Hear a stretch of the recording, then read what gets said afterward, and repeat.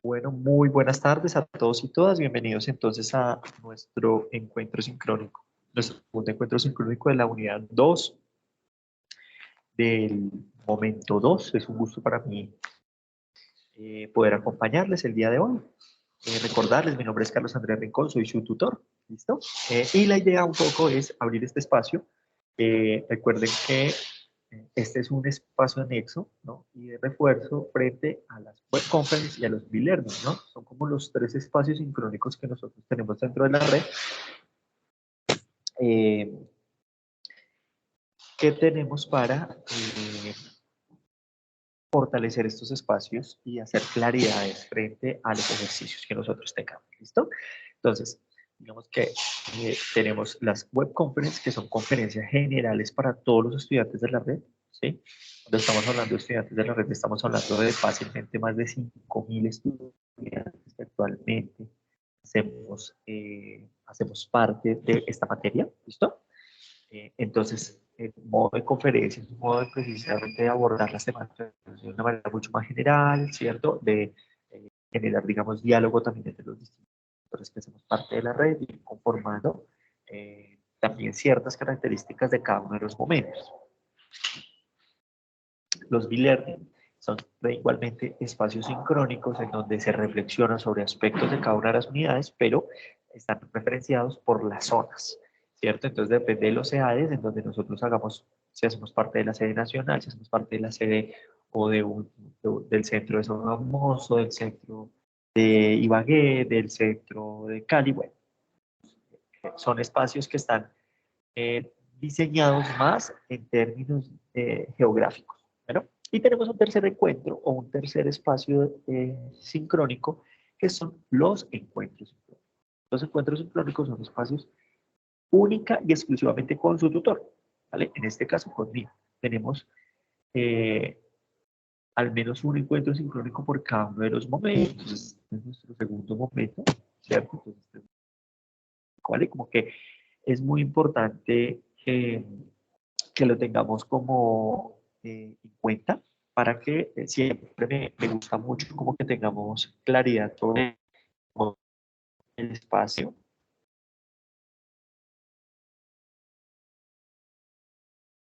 No tengamos, digamos, dificultades en ello. Bueno, entonces,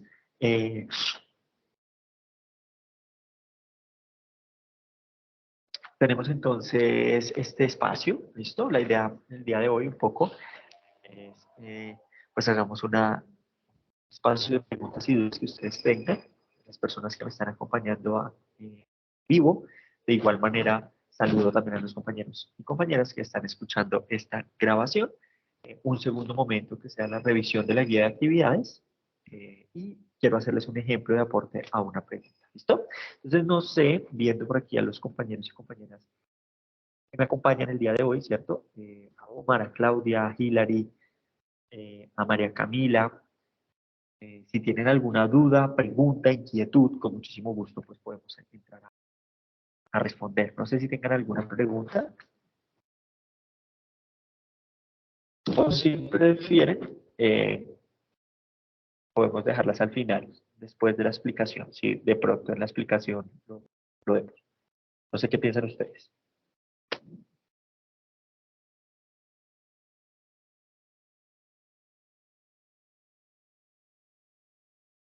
Pues yo no tengo ninguna una duda ni inquietud respecto a la actividad, tutor. Listo. Perfecto. Bueno, entonces, sí, tranquilo. Si al caso en algún momento tenemos alguna inquietud, pregunta, lo podemos hacer. Entonces, tenemos nuestra segunda guía de actividades del momento 2, ¿verdad? Entonces, recuerden que vamos a hacer una revisión rápida de nuestra guía de actividades. Voy a compartirles nuevamente la guía.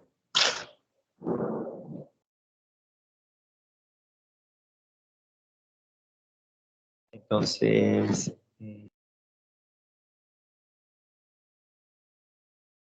recordemos, miércoles 5 de octubre iniciamos y finalizamos el martes 1 de noviembre, es decir, del día de mañana, en 8 días, estamos finalizando y cerrando el espacio. Por favor, muy importante que ya estemos participando en el foro, ¿listo? Con relación a nuestros ejercicios y a nuestros trabajos.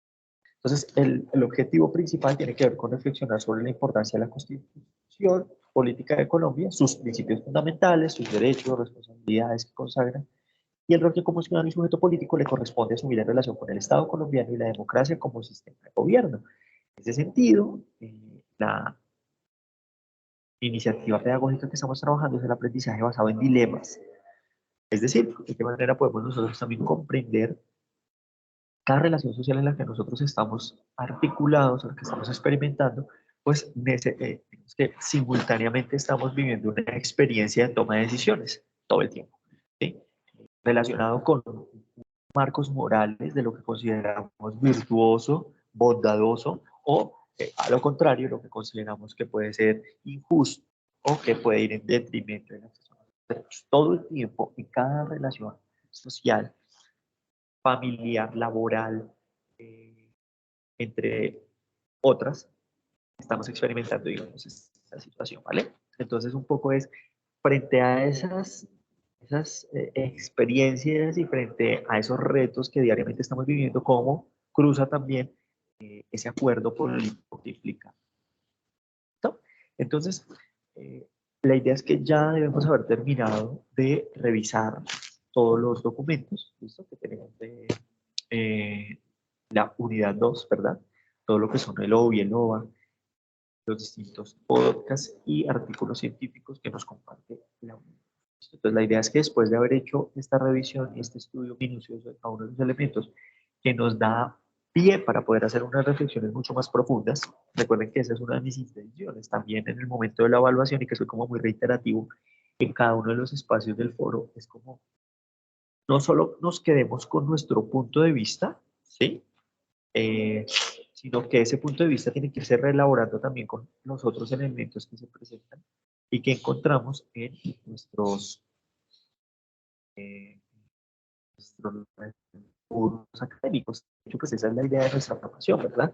Si no, pues ¿para qué asistiríamos a la universidad? ¿Para qué estaríamos nosotros en un escenario de formación? Precisamente que entendemos y comprendemos que es en el diálogo, en el acercamiento a teorías, posturas, diálogos y debates que nos presentan expertos, personas que se están pensando este asunto de manera profunda, ¿cierto? Que analizan y estudian los distintos fenómenos, pues, cómo nos pueden aportar a nosotros para hacer nuestro punto de vista un poco más amplio y que no solo se restrinja a nuestras experiencias vitales, que muchas veces están también centradas en las características sociales, políticas, económicas o la posibilidad que nosotros tenemos de hacer cierta información. Hasta ahí llega, digamos, nuestro criterio. Entonces, la intención también tiene que ver con eso, ¿no? Y aquí, basándonos en las distintas posturas, ideas que nos presentan entonces cada uno de los autores, la intención es que nosotros podamos fortalecer estas respuestas de una manera mucho más profunda y mucho más veraz. Relacionado a recuerden que en el momento uno, todos y cada uno de nosotros escogimos un dilema, ¿cierto? De los 5 dilemas que nos presentó la guía de actividades número 1, ¿cierto? Escogimos un dilema y a partir de ese dilema, pues analizamos, ¿no? Y participamos en el foro y colocamos ahí como una discusión relacionada con las características generales, un poco sobre relacionado como con la toma de decisiones. Acá la intención es que sigamos profundizando en ese dilema, es decir, nos mantenemos con el mismo dilema que escogimos, ¿no? Esos 5 dilemas escogimos uno, nos vamos a mantener en ese mismo dilema. Cada quien escogió un dilema particular, ¿listo? Y frente a ese dilema, la idea es que nosotros respondamos las siguientes preguntas en el foro. Ojo, fundamental que escribamos directamente en el foro. Por favor, no adjuntemos archivos ni PDF ni Word, sino peguemos, o sea, escribamos directamente en el foro. Si usted prefiere su software de procesamiento de texto, pues primero escribes en Word, cortas y pegas tus respuestas para que el ejercicio de visualización sea mucho mejor. Tenemos entonces, vamos a responder estas 4 preguntas orientadoras, ¿cierto? Y con base en la respuesta a esas 4 preguntas orientadoras, ¿cierto? Nosotros podamos generar una discusión con nuestros compañeros, hacer comentarios asertivos y constructivos, ¿cierto? Sobre las posturas y las participaciones de cada uno de los compañeros. Esto no es un trabajo para nada complejo, ¿cierto? Lo que nos interesa mucho es generar ese diálogo y que podamos trabajar ahí. Y recuerden que aparte tenemos un formato, un anexo, ¿cierto? Que encontramos de igual manera en formato Word que encontramos en el entorno de aprendizaje, ¿cierto? Y la idea es que esas mismas respuestas las articulemos a esa matriz que tenemos y esa es la que vamos a subir a el entorno de evaluación antes del 1 de noviembre. ¿Listo? No sé si tenemos preguntas hasta ahí. Claro, ¿cierto?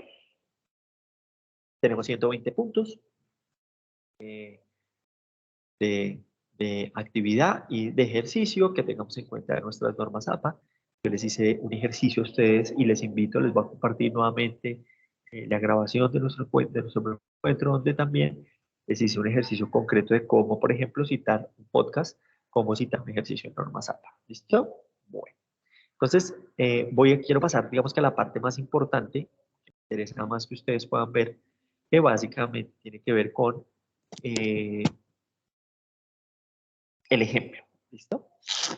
Quiero abordar un poquito las características también de lo que tenemos por algunas palabras claves que están allí, ¿no?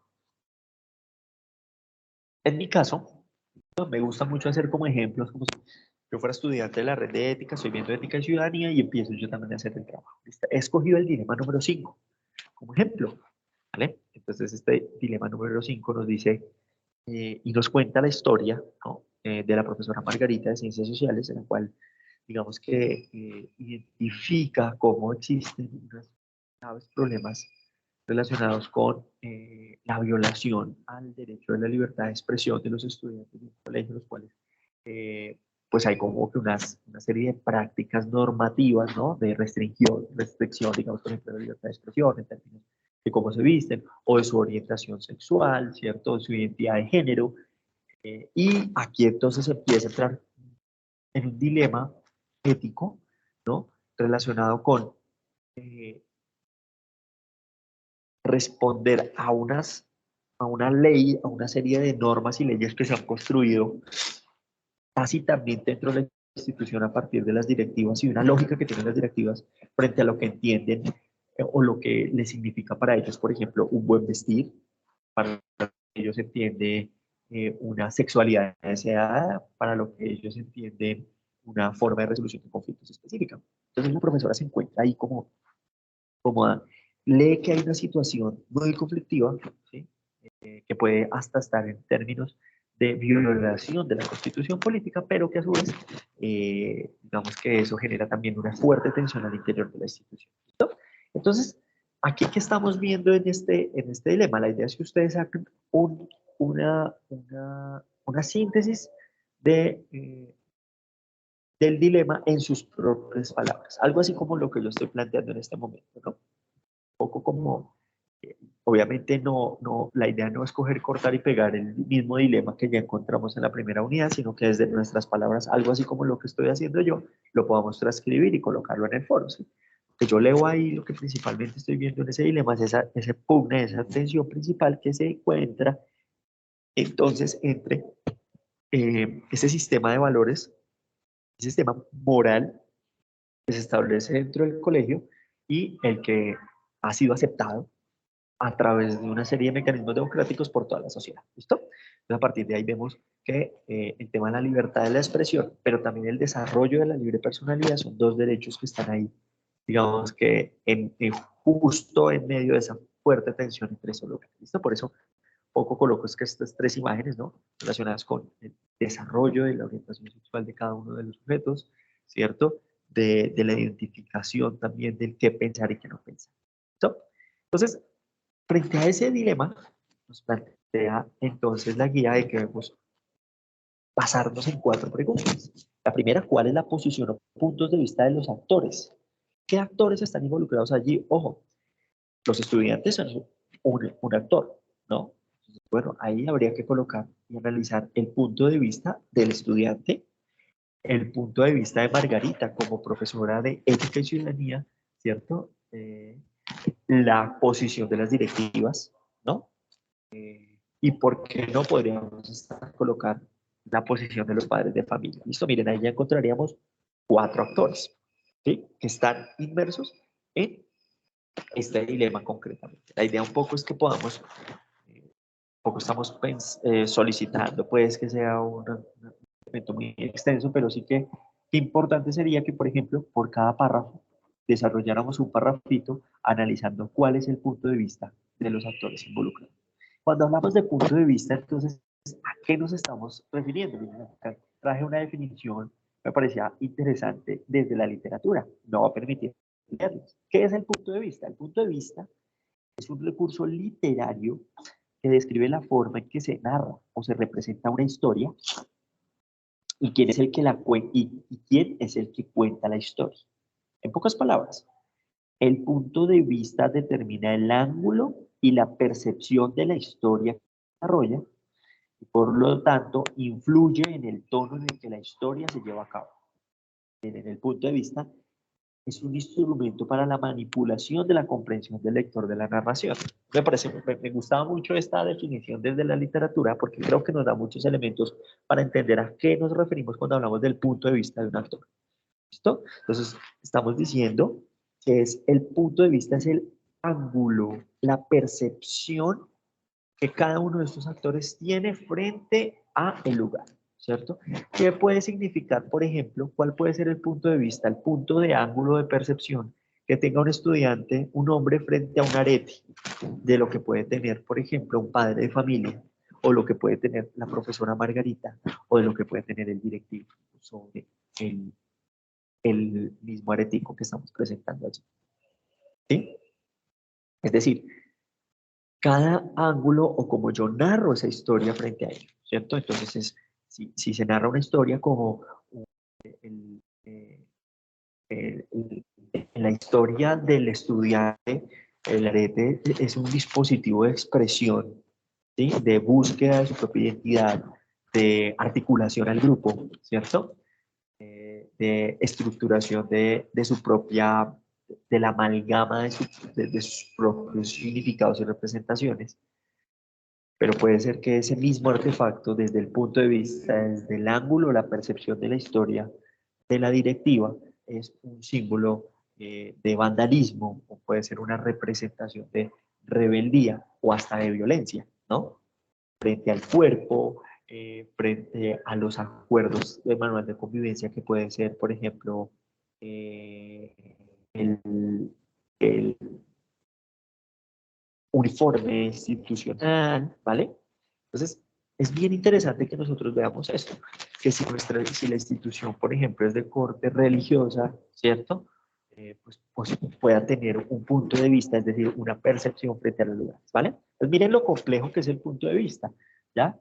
Y lo que me gusta mucho esta última parte que dice, influye en el tono en el que la historia se lleva a cabo. Entonces, ese punto de vista no es neutral y no es, digamos que, totalmente estéril, ascético, ¿cierto? Ni ingenuo.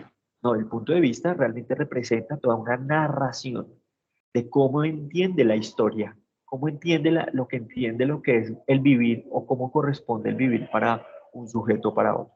Pero ojo aquí es muy importante, ¿no? Como ese elemento. Entonces, ¿desde qué ángulo que está allí? ¿Vamos bien? ¿Vamos bien hasta aquí, compañeros? María Camila, Claudia, Omar.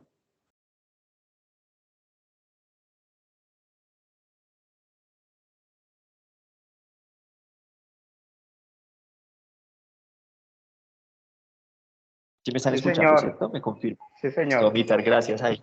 Gracias, Omar, por tu respuesta. Gracias, gracias, María Camila, listo. Bueno, entonces sigamos por acá. Entonces nos dice, listo, el punto de vista o la posición. Entonces estamos hablando de la percepción, ¿cierto? Y de qué manera entiende la historia cada uno de estos actores con relación a lo que sucede.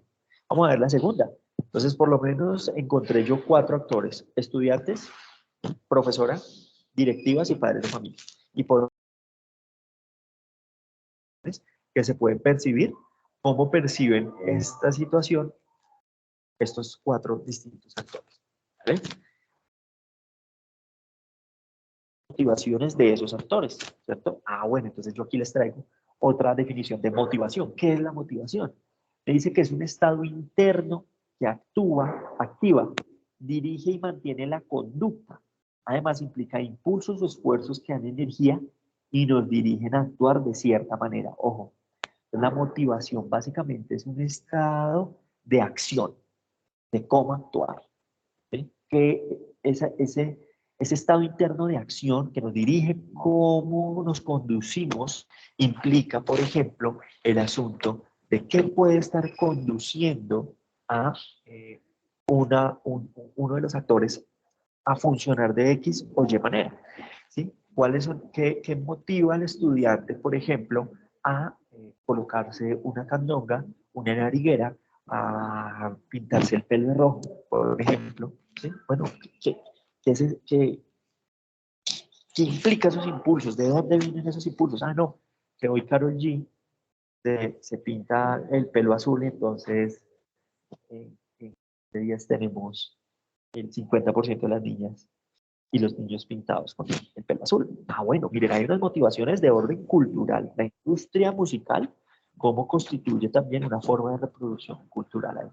Que el profesor, la directiva entonces sancione al chico porque viene con cabello azul y no lo deje acceder a su eh, no lo deje acceder a su derecho a la educación. Bueno, ¿cuáles son esas energías, cierto? ¿O cuáles son esas narraciones que generan que la directiva llegue a actuar propia de esa manera, ¿no?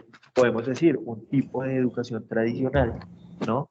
En donde esa matriz educativa, en donde posiblemente esa directiva fue producto, ¿no? Y que genera, digamos, unas ideas de uniformidad, ¿no?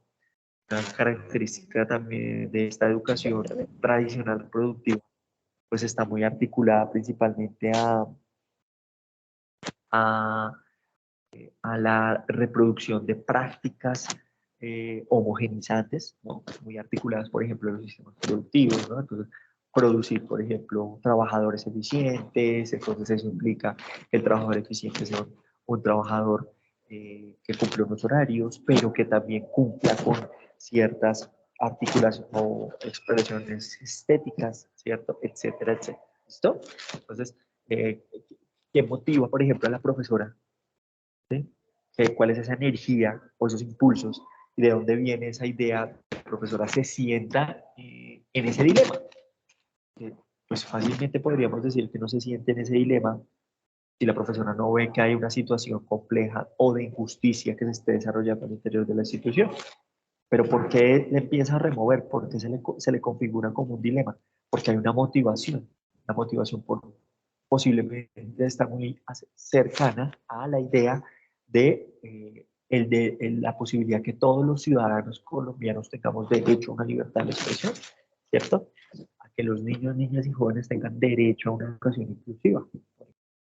Y puede ser que eso se deba precisamente a su formación en democracia y valores que viene desde su universidad, que viene desde los colectivos. Por ejemplo, puede ser que la profe Margarita haga parte de un colectivo de defensa de derechos humanos, ¿cierto?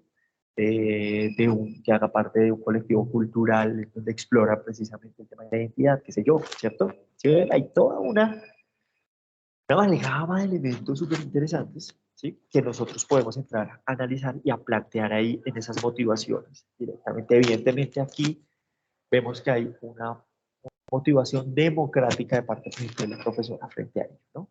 Entonces, cada uno de los actores puede tener un punto de vista, pero también tiene unas motivaciones.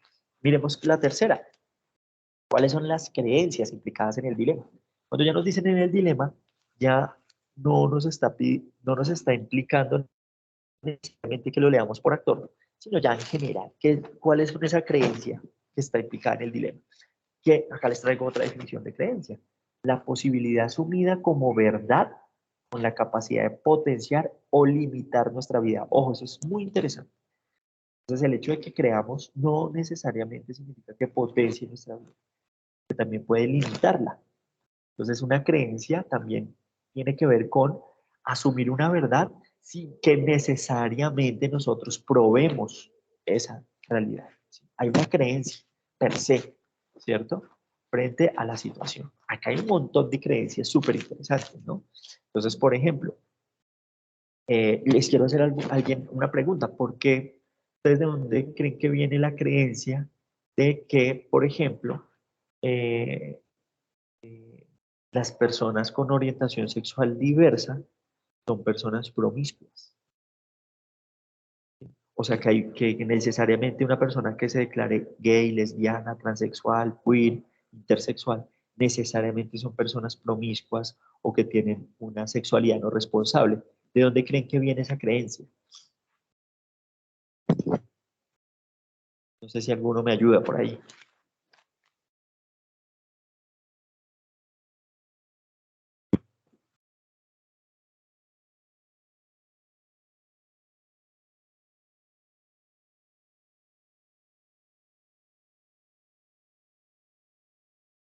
Las ideas ahí que están, que se construyen, que muchas veces están ahí per se, ¿cierto? O sea, que estamos diciendo que una persona que tenga una orientación sexual diversa, sí o sí es una irresponsable sexual. Ahí hay una creencia, ¿cierto?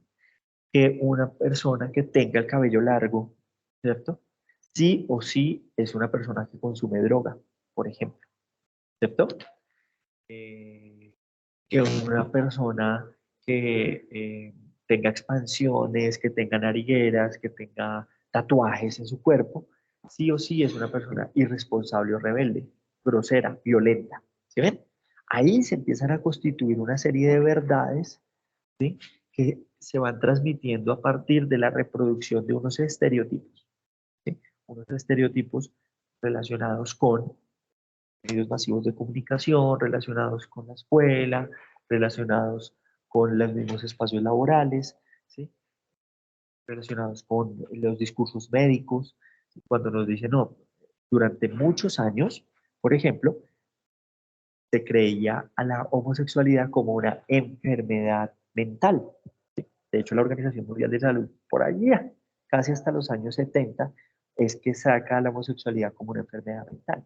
Entonces, claro, el hecho de que durante siglos se haya concebido una idea de que la orientación sexual diversa era una enfermedad mental, pues genera una creencia. Esa creencia es precisamente que es una disfuncionalidad, es una persona que no puede tener unos valores, que no puede ser una buena persona, que no puede aportar a la sociedad. ¿Listo? Entonces ahí vamos construyendo las creencias. Vamos ahí, Omar, Claudia, María Camila. Sí, señor. Perfecto. ¿Listo? Entonces miren ahí toda la discusión que podemos ir dando frente a él. Entonces, un poco la idea es que podamos ir tejiendo estas respuestas de una manera bien interesante e intentando como ver este punto. Miren la última pregunta, ¿cómo se relaciona con la Constitución Política de Colombia? Y aquí les traigo entonces un ejemplo. Entonces, he tomado los aportes de Hurtado 2016. Nos habla sobre la democracia en Colombia. Es uno de los artículos que tenemos acceso a permitir por aquí. Compartirles un momento.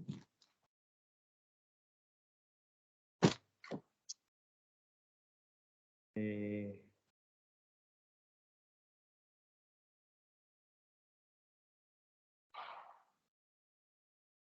entonces, dentro de nuestros recursos,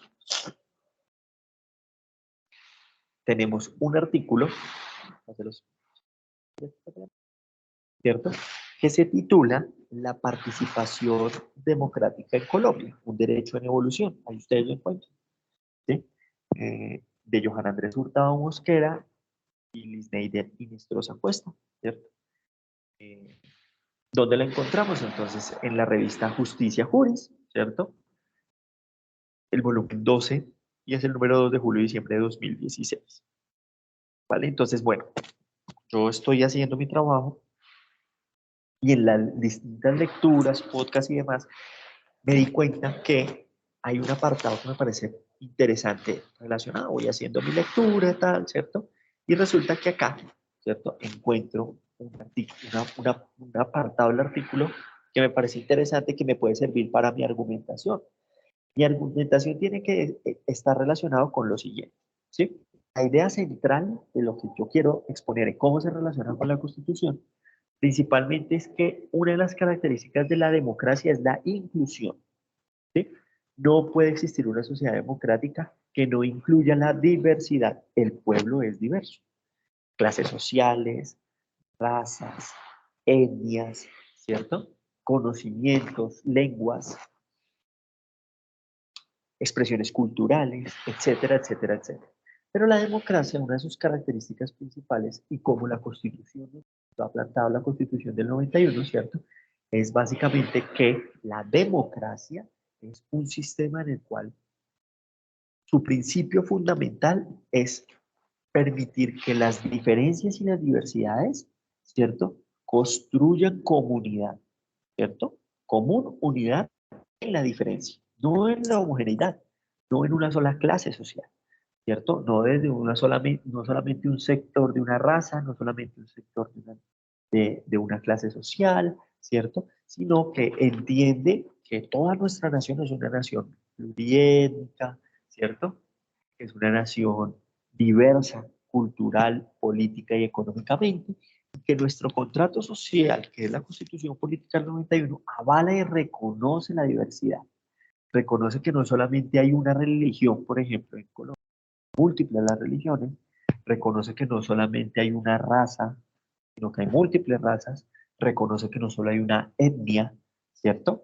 Reconoce que existen diversidades de lenguas, entonces ya, si bien decimos el lenguaje oficial es el español, o una expresión que ha confesado religiosamente ha sido la católica, pero eso no quiere decir que no exista la posibilidad de expresión de otras. ¿Listo? La palabra inclusión es súper importante para mi argumento. Yo voy a escribir cuál es la relación con la política.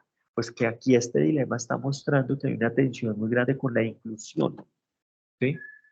Lo que nos está mostrando es que en la institución se está violentando o se está dificultando el acceso a un espacio y a un entorno democrático para los estudiantes. Los estudiantes tienen su derecho per se a expresarse ética, moralmente, ¿cierto?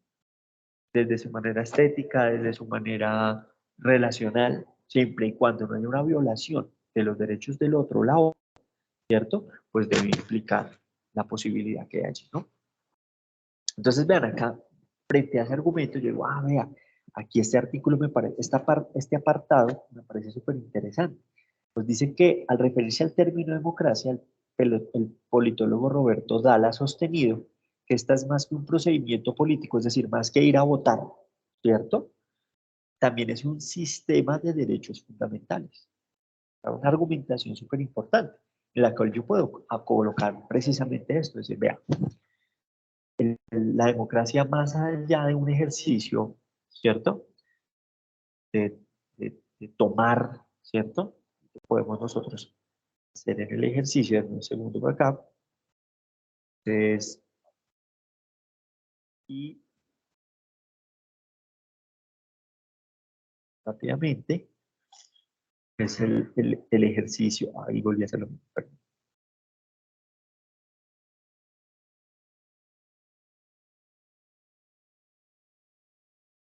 Muy bien, entonces,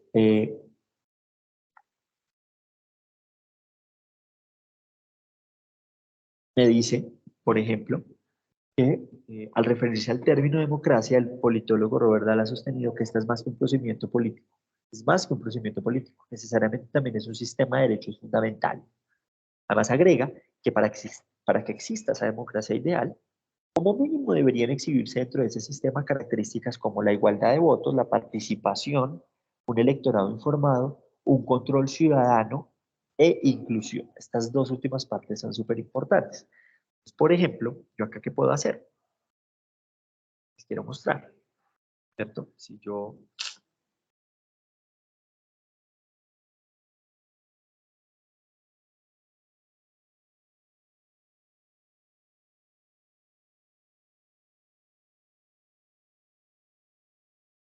aquí ¿cierto? Y puedo empezar yo a escribir, ¿sí? Mi respuesta, la cuarta pregunta que me dice, ¿cómo se relaciona con la Constitución Política de Colombia? Entonces, bueno, considero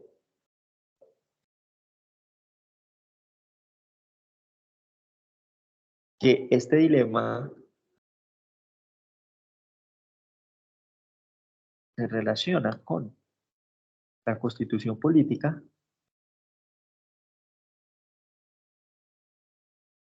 en la medida en que la democracia se debe entender como un sistema de derechos fundamentales, ¿cierto? En donde la participación de la ciudadanía y el control ejercido por ella,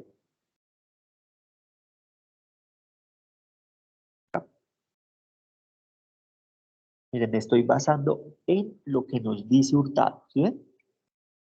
No me estoy inventando nada, sino precisamente en solo este apartadito,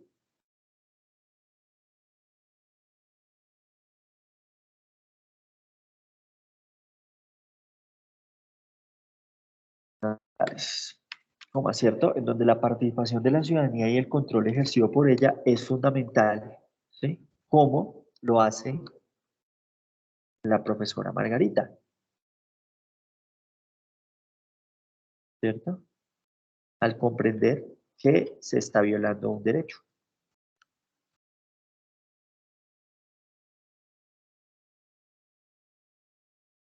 Y acá lo decimos, punto seguido, como lo plantea Hurtado,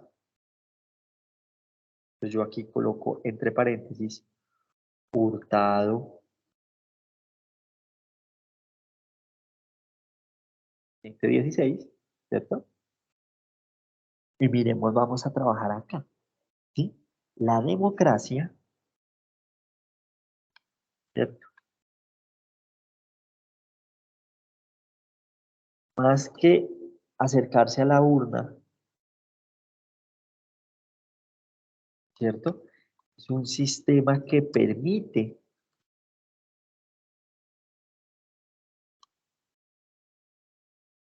al- a las personas acceder a sus derechos desde la inclusión de la diversidad y la diferencia, ¿no? Yo aquí, ¿qué estoy haciendo, mis apreciados? Algo que quiero que vayamos un poco entrenando.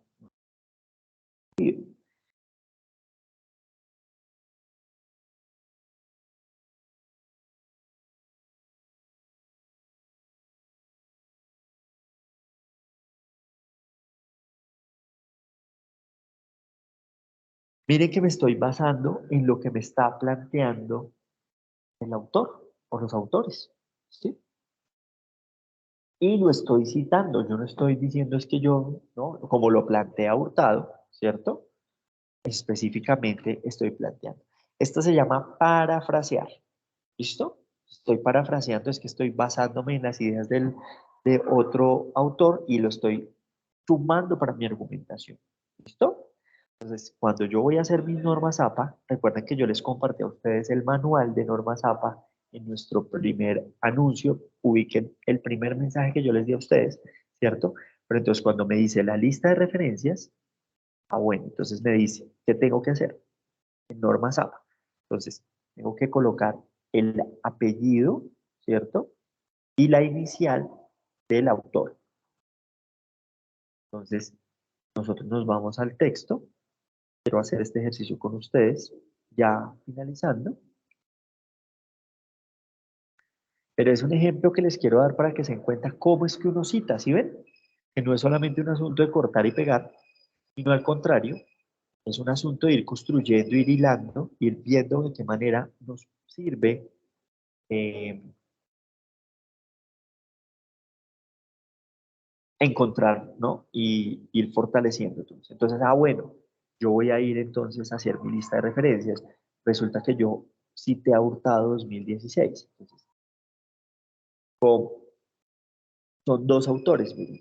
Hurtado, entonces Norma Zappa me dice el apellido, arranco yo, Hurtado, coma, y la inicial del nombre, J, desde John, coma, punto. Y hay otro, ¿no? Mírenlo acá, Inestrosa, coma, y solo la inicial del nombre, es Liz Neider, solo la L, ¿listo? Y punto. Entre paréntesis debe ir el año, ya sabemos que es 2016, listo. En cursiva debemos colocar el título del artículo. La participación democrática en Colombia.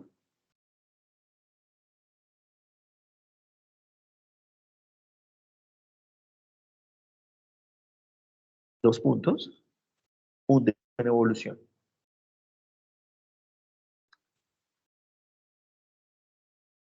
Listo.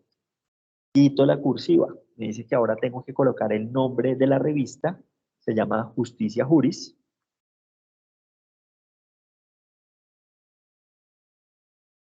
Juris, ¿cierto? El volumen 12. Entonces acá, Justicia Juris. Volumen 12. Número 2.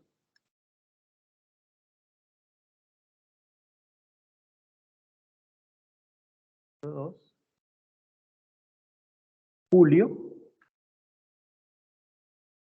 a diciembre de 2010. Julio, ya listo, porque ya dijimos el año. Y las páginas, ¿no?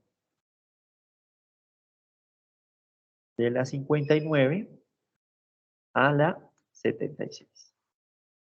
¿Listo? Tengo citado. Y miren, estoy respondiendo mi pregunta a partir de una articulación concreta. ¿Listo? Y tengo mi lista de referencias. Y la idea es que también copiemos también esas normas APA en el foro y de igual manera en el texto como tal. No sé si tengan alguna duda, alguna inquietud, mis apreciados o apreciadas. Pues yo personalmente no, profe. Todo claro. Bueno, perfecto. Este es un ejemplo pues que les quería dar. Espero que sea un material que les sirva para que tejamos, para que veamos la complejidad del ejercicio y que también podamos retroalimentar a nuestros compañeros y compañeras. Bueno, mis apreciados, apreciadas, eso sería el ejercicio del día de hoy. Espero que les sea de mucho provecho y nada, animarlos y motivarlos para que las personas que no hemos participado en el foro lo hagamos lo antes posible. Durante esta semana yo estaré ahí también muy atento y sé que les va a ir muy bien para que saquemos adelante. Bueno, Hola, les agradezco profe. mucho entonces por su participación. Claro, dime, Claudia. Profe, yo soy Hilary. Lo que pasa es que tengo una pregunta no respecto a este momento, sino al primero, ya Sí, que no tuvimos una calificación, creo que nos, digo yo que justa porque nos parece que hicimos Claudia y yo lo necesario como para obtener una mejor calificación, pero nos fue súper mal. Entonces yo quisiera saber en qué, por qué no nos pusieron como en qué nos habíamos equivocado o qué habíamos hecho mal, solamente nos pusieron la calificación. Entonces quisiera saber por qué con esta ya tenemos el miedo de que también nos vaya a ir mal. dale, Claudia. Vamos a hacer una cosa, escríbeme, ¿listo? Para que yo revise específicamente el caso y yo creo que más tardar mañana reviso. Si hay la cuestión de hacer una recalificación, la vuelvo a hacer, ¿listo? Y te doy toda la retroalimentación, ¿vale? Escríbeme entonces por el aula virtual. Ok, profe, muchas gracias. Bueno, listo.